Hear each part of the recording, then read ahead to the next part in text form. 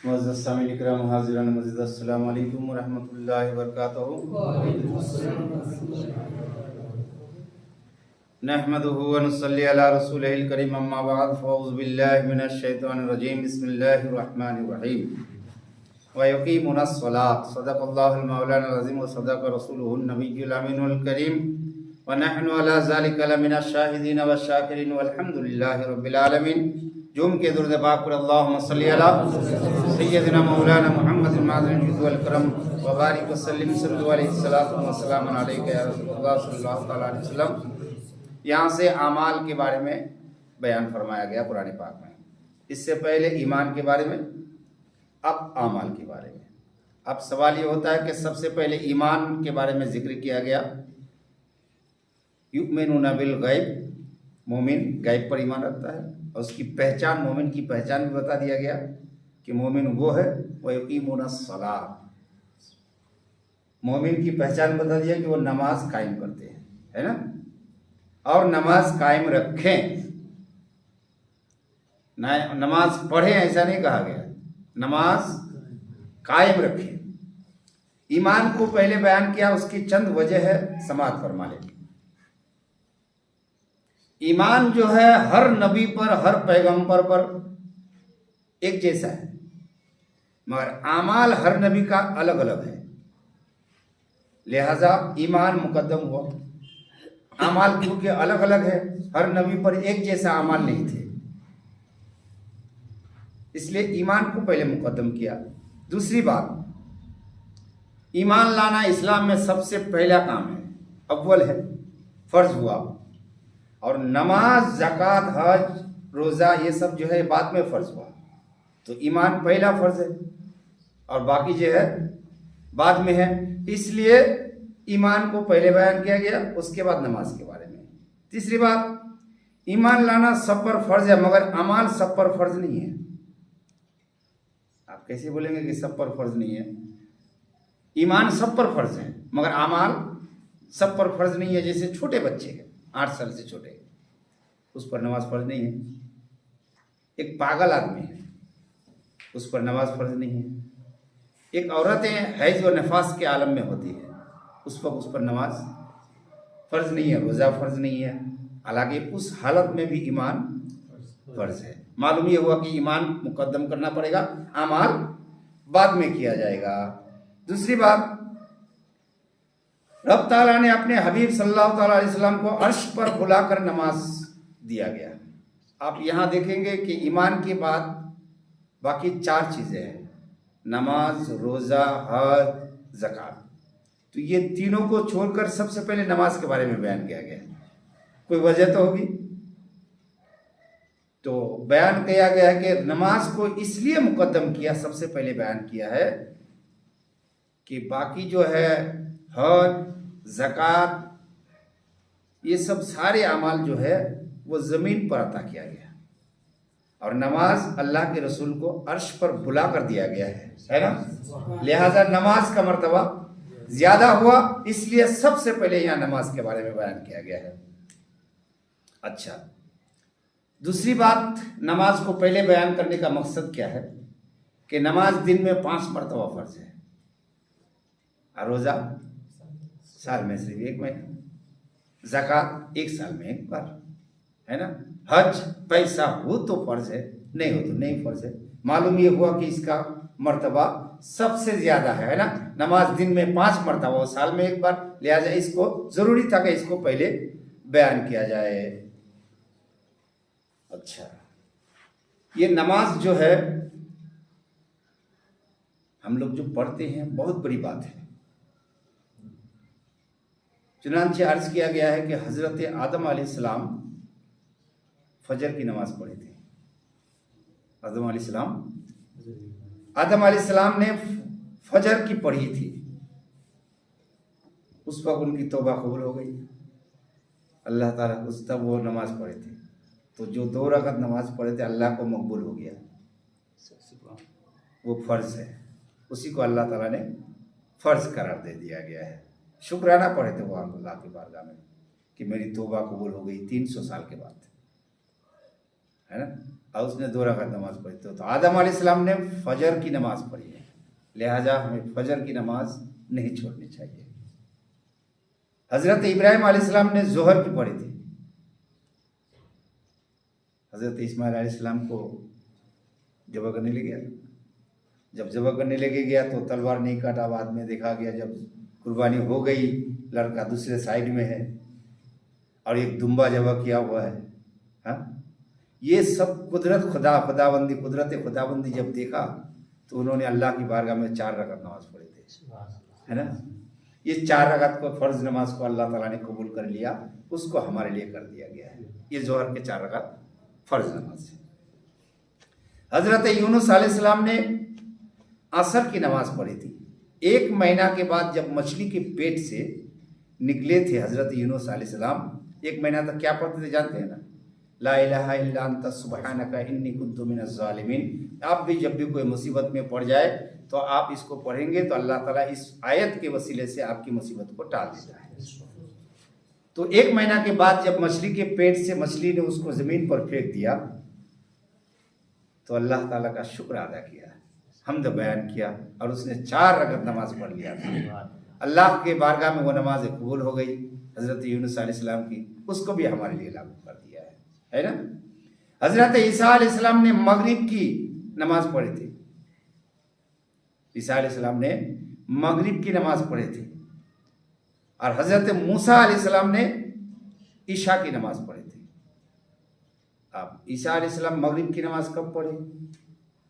हज़रत ईसा अलैहिस्सलाम के बारे में आप लोग जानते हैं कि जब वो एक कौम के पास गया था तो उस कौम को जब अल्लाह ताला ने तौफीक दिया कि वो दीन इस्लाम कबूल कर ले, कबूल कर लिया और करने के बाद कहा कि अगर मेरे बाद कोई दूसरा आदमी आए तो उसको तुम सूली पे चढ़ा देना, मगर मेरी बात को अपने बातों को अपने कमर में बांध लेना, जो मैं बोलूँगा उसी पर अमल करना। लेकिन जाने के बाद पता चला कि ये कौम तो मैं कुछ बात बोलना भूल गया हूँ। दोबारा जब आए तो शैतान आए थे। कौन आए थे? उसी हज़रत ईसा अलैहिस्सलाम के रूप में शैतान आ गए थे। तो शैतान आ गया था, उसी को इन लोगों ने पकड़ लिया, कहा कि हमको तो ईसा अलैहिस्सलाम ने कहा कि मेरे रूप से दूसरा कोई भी आ सकता है। तो इन लोगों ने क्या किया, उसको सूली पर चढ़ा दिया। आज जो दिखाता नहीं है ये शैतान को ही मानता हो। हज़रत में ईसा अलैहिस्सलाम को तो अल्लाह ताला ने आसमान पे उठा लिया है ना। तो आसमान पे जब हज़रत ईसा अलैहिस्सलाम को ये देख करके आसमान पे जब उठा लिया गया, उनकी दुआ कबूल हुई। क्यों दुआ कबूल हुई? उसने अल्लाह की बारगाह में हमेशा दुआ करता था, परवरदिगार मैं जो किताबों में पढ़ा हूँ कि आखिरी नबी की उम्मती का मर्तबा पहले जैसे नबी के जैसे होगा, जो ये बोल सुभान अल्लाह, आखिरी नबी के आलिम जो होंगे पहले जैसे नबी के जैसे मर्तबा उसका होगा। तो अल्लाह मेरा दिल करता है कि उनका इतना मर्तबा है तो मैं भी उसकी उम्मती हो जाता। हज़रत ईसा अलैहिस्सलाम की ये दुआ कबूल हुई और मगरिब के वक्त से पहले उनको मुजदा सुनाया गया कि तुमको आसमान पे उठा लिया जाएगा ताकि तुम आने वाले आखिरी नबी के उम्मती बनकर के क़यामत से पहले आओगे। तब उन्हें अल्लाह ताला की दुआ बारगाह में, अल्लाह की बारगाह में दुआ कबूल हो गई। तो उसने क्या किया, सजदा रेज हो गया, 3 रकात नमाज पढ़े थे। इतने में फरिश्ते आगे हाजिर हो गए, चलो 3 रकात पढ़े थे। कितने? 4 रकात की नियत किए थे, लेकिन पढ़े थे कितने? 3 ही पढ़े। और उसके बाद फरिश्ते लेके उसी हालत में, नमाज की हालत में, तो 3 रकात सिर्फ पढ़ पाए थे। तो ये 3 रकात भी अल्लाह ताला हमारे लिए कबूल फरमा लिया है। जोर से बोलिए सुभान अल्लाह। और हज़रत मूसा अलैहिस्सलाम ने ईशा की नमाज पढ़े थे। जब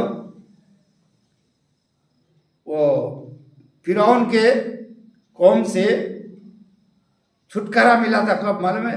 मगरिब के बाद घर से निकले थे अंधेरे में और दरिया के किनारे पहुंच गए। तो लोगों ने पीछे से ताक़ुब किया, आप लोग वाक़या भी जानते हैं। ताक़ुब किया तो मूसा अलैहिस्सलाम की कौम ने कहा, मूसा हम लोगों को कहाँ फंसा दिया, सामने दरिया है, दरिया दजला है और पीछे तो उसके मूसा इसे फिरौन का लश्कर है, तो हम लोग तो मारे जाएंगे। तो हज़रत मूसा अलैहिस्सलाम ने कहा था घबराओ नहीं। मूसा अलैहिस्सलाम ने फरमाया कि मेरे साथ रहो, बेशक अल्लाह ताला हमारा साथ देगा, और अल्लाह हमेशा ईमानदारों का साथ दिया है, तो तुम लोग घबराओ नहीं। तो मूसा ने लाठी मारा और दरिया में रास्ता बन गया था। और जब दरिया में रास्ता बन गया, मूसा अलैहिस्सलाम उधर से उस पार चले गए। ये लोग कहते हैं इधर से तो गया, रास्ता बना हुआ था। जब ये लोग बीच में पहुंचे तो सारे के सारे गर्क हो गए। तो मूसा अलैहिस्सलाम ने उस पार जा करके 4 रकात नमाज पढ़े थे। बोलिए सुभान अल्लाह, है ना। ये ईशा की नमाज है। तो लिहाजा हम जो नमाजें पढ़ते हैं, गोया कि ये नमाज नहीं है, अंबिया अलैहिस्सलाम के तौर तरीके को अपना रहे हैं। अगर हमने फजर की नमाज पढ़ ली तो हजरत आदम अलैहिस्सलाम की याद आती है। जोहर की नमाज पढ़े तो हजरत इब्राहिम अलैहिस्सलाम की याद आती है। असर की नमाज पढ़े हजरत यूनुस अलैहिस्सलाम की याद आती है। मगरिब की नमाज पढ़े हजरत ईसा अलैहिस्सलाम की याद आती है। ईशा की नमाज पढ़े तो हजरत मूसा अलैहिस्सलाम की याद दिलाती है। लिहाजा नमाज बहुत बड़ी चीज है। आगे समाप्त फरमाया, जरा मोहब्बत से कहिए सुभान अल्लाह। नमाज तमाम मलाइका की इबादत का मजमा है। ये बात में जान लीजिए, फरिश्ते जो है अल्लाह के खास फरिश्ते, तो इनके इबादत करने का कुछ तरीका होता है। यानी जो फरिश्ता सुभान अल्लाह कहता है तो वो क़यामत तक सुभान अल्लाह ही कहेगा। माने मिसाल के तौर पर सुभान रब्बियल आला, तो उसकी तस्बीह सिर्फ उतना नहीं है, क़यामत तक उसकी वही इबादत है। सुभान रब्बियल आला, सुभान रब्बियल आला, क़यामत तक पढ़ेगा। कोई पढ़ेगा सुभान रब्बियल अज़ीम, तो वो फरिश्ता सिर्फ क़यामत तक उतना ही पढ़ेगा, उसका दूसरा कोई काम नहीं है। कोई सूरे फातिहा पढ़ रहा है तो सूरे फातिहा ही पढ़ेगा। कोई सूरे कौसर पढ़ रहा है तो कौसर ही पढ़ेगा। कोई अल्लाह अकबर पढ़ता है तो अल्लाह अकबर पढ़ेगा। कोई रब्बना लकल हम्द पढ़ता है तो रब्बना लकल हम्द पढ़ेगा। कोई समी अल्लाहु लिमन हमिदा पढ़ता है तो वही पढ़ेगा। ये तमाम फरिश्ते जो अपने अपने इबादत में शामिल है, अल्लाह ताला ने सबको जमा करके हमारे नमाजों में जमा कर दिया है। लिहाजा हम जो नमाज पढ़ते हैं ये फरिश्तों के इबादत का मजमुआ है। दूसरी बात, नमाज सारे मखलूकात की इबादत जमा है। कैसे? दरख्त है, वो तो हमेशा खड़ा ही रहता है ना, दरख्त रुख जो है, लेकिन वो भी अल्लाह की इबादत करता है। क्यों? कुरान पाक में युसब्बिहु लिल्लाहि मा फिस समावाति वल अर्द, जमीन और आसमान के बीच में जितनी सारी चीजें सब अल्लाह की तस्बीह बयान करते हैं। तो वो भी इबादत करते हैं, दरख्त भी, तो वो तो हमेशा खड़ा होकर के इबादत करता है ना। अच्छा, इसी तरह चौपाए, गोरू है, भैंस है, बैल है, ये जो चार पैर वाला, तो ये तो हमेशा रुकू में रहता है। रुकू में रहता है कि नहीं रहता है? खड़ा होकर तो नहीं पड़ता है। ये जो भी इबादत करता है तो रुकू में ही पड़ता है। अच्छा, सांप बिच्छू ये हमेशा सजदे में रहता है ना। अच्छा, मेंढक वो हमेशा जुलूस में रहता है, जैसे हम लोग बैठते हैं ना, है ना। मेंढक वगैरह कायदा में रहता है, जैसे हम लोग अत्तहियात पढ़ने के टाइम में रहते हैं ना, तो हमेशा उसका बैठने का तरीका कैसे आता है? जैसे अत्तहियात पढ़ते हैं। तो जो दुनिया के जितने जानवर, दुनिया के सारी चीजें जिस तरह तरह से पढ़ते हैं, ये सब का जमा किया हुआ हमारी नमाज है ना। अब आगे समाप्त फरमाएं। नमाज जो है सदहा बीमारियों का इलाज भी है। आप नमाज पढ़ते हैं तो बहुत सारी बीमारी आपको छू नहीं सकती, बीमारी से आप शिफा पाएंगे।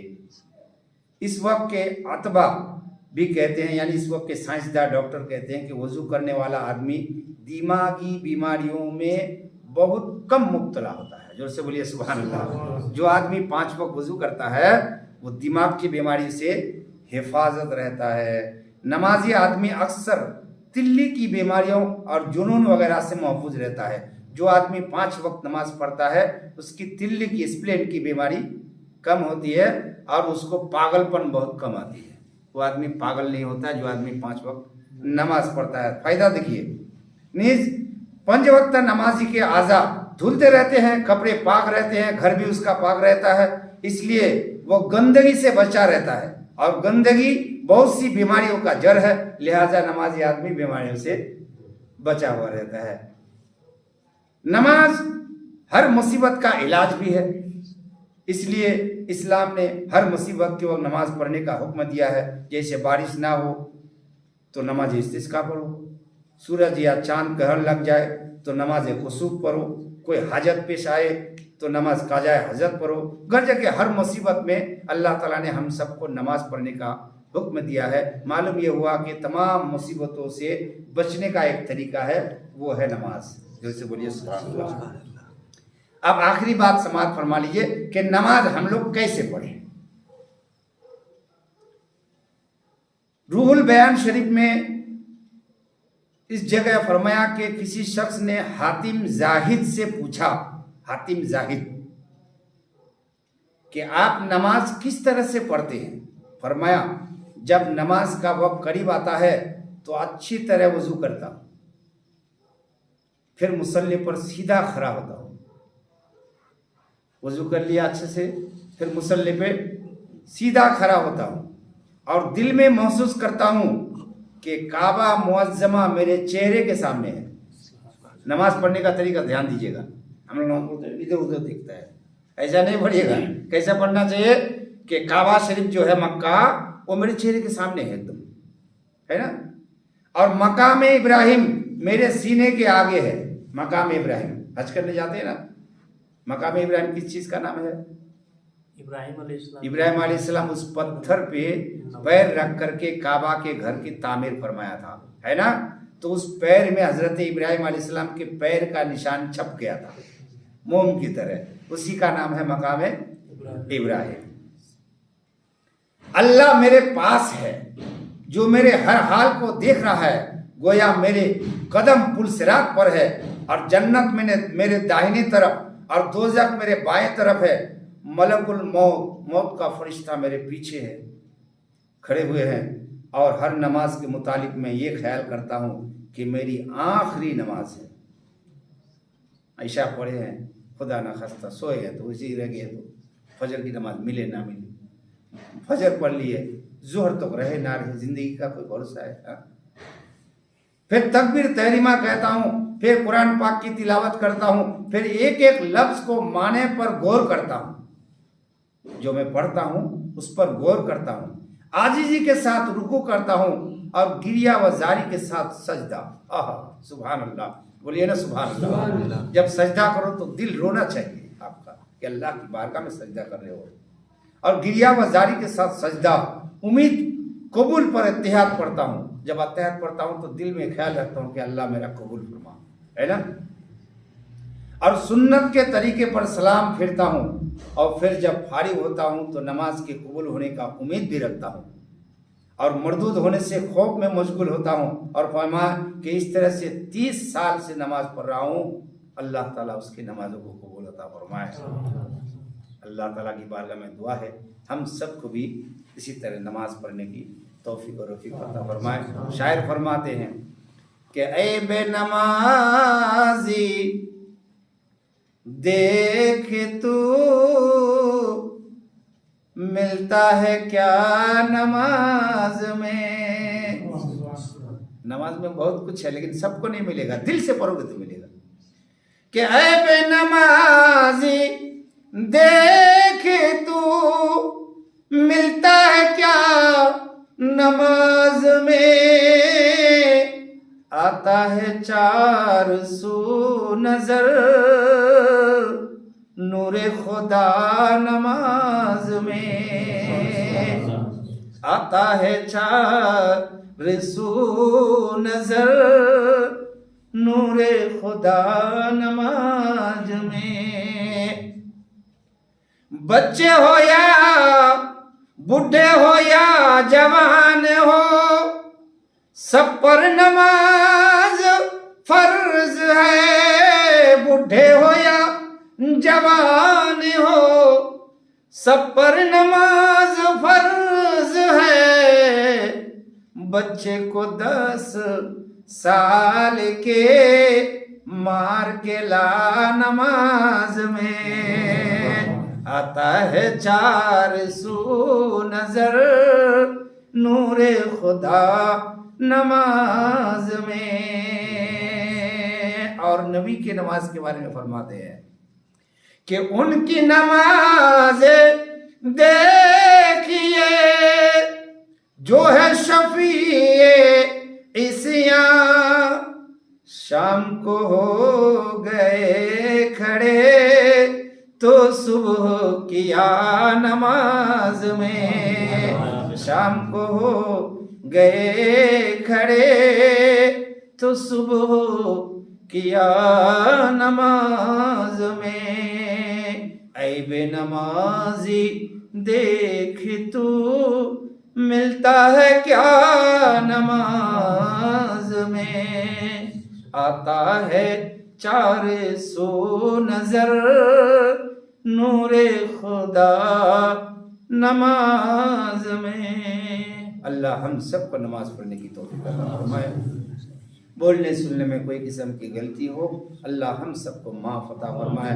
अस्तगफिरुल्लाह रब्बी मिन कुल्लि ज़ंबि व अतूबु इलैहि। सुब्हान रब्बिका रब्बिल इज़्ज़ति अम्मा यसिफून व सलामुन अलल मुरसलीन वल्हम्दुलिल्लाहि रब्बिल आलमीन।